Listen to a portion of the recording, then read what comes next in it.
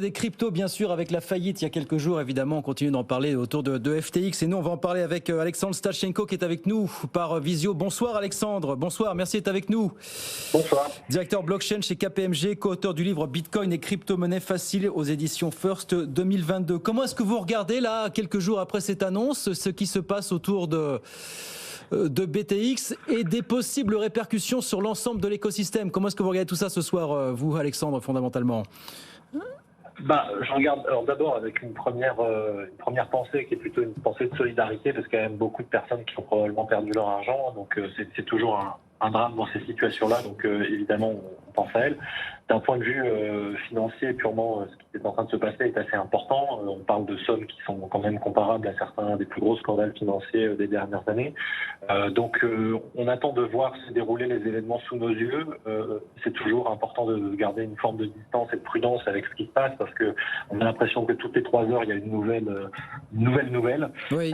Et donc il faut être encore un peu prudent, mais effectivement potentiellement il y a des effets de contagion et de cascade qui sont encore à dérouler. Il y a une crainte de contagion. Alors, question sans réponse. Est-ce que vous dites, quoi qu'il arrive, on changera peut-être de regard sur les cryptos, sans remettre en question tout ce qui concerne les cryptos fondamentalement, Alexandre, mais est-ce que vous dites que c'est quand même un coup dur pour cet écosystème qui commençait, ça y est, à atteindre une certaine forme de légitimité, de respectabilité finalement? Est-ce que c'est un coup d'arrêt pour vous fondamentalement?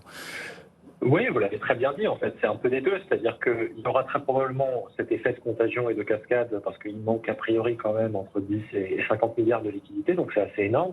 Il y a des acteurs, y compris parfaitement honnêtes, qui vont probablement être en situation difficile, voire de défaut dans les prochaines semaines. Et donc, d'un point de vue image, c'est vrai que ça va probablement nous faire reculer de quelques années, alors même qu'on commençait à sortir effectivement des poncifs sur le climat, sur le terrorisme, le blanchiment, etc. Voilà que on retourne en arrière et c'est pas pratique. Maintenant, dans le fond, il ne s'agit pas d'une affaire technologique ou d'une défaillance du secteur. Il s'agit ici d'une affaire de fraude.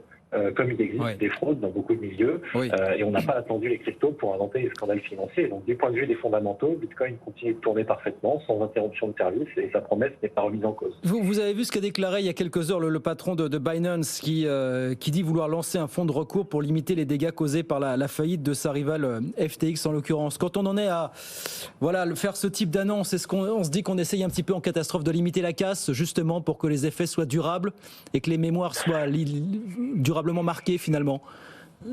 Oui, je pense que c'est une solution de court terme. Je ne sais pas si c'est une solution qui est très adaptée pour le long terme, parce que ce qu'essaye de faire le patron de Binance, c'est de sauver les meubles. Ça sent un peu la panique, c'est ça, Alexandre, fondamentalement. Il essaye de faire en sorte d'essayer de limiter ces risques de contagion, mais ce faisant, il s'improvise un peu Mario Draghi. C'est du whatever it takes. On va trouver tout ce qu'il faut pour sauver ce milieu qui, pourtant, est basé sur le principe de l'absence d'intermédiaire. Donc, c'est pour ça que je dis qu'à long terme, c'est pas forcément la solution, parce que si on arrive à sortir de là par la mise en place d'un fonds d'urgence qui est mis par quelqu'un qui, en soi, n'a été élu par personne, n'a aucune légitimité, n'est que le patron d'une entreprise du secteur, en fait, on ne va pas forcément s'orienter vers une bonne direction à long terme. Donc, c'est pas forcément la solution à long terme.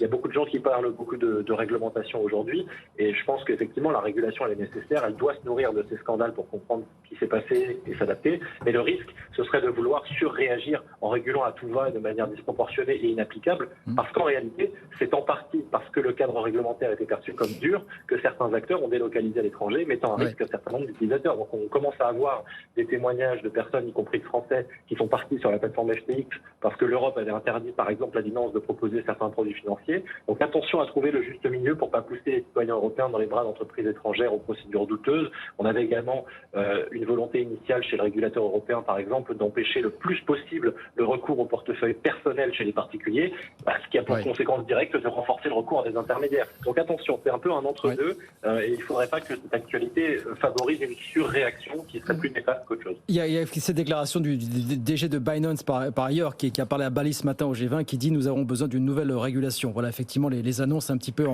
en catastrophe aujourd'hui. Merci beaucoup Alexandre en tout cas, merci d'avoir été avec nous Alexandre Stachenko, directeur blockchain chez KPMG.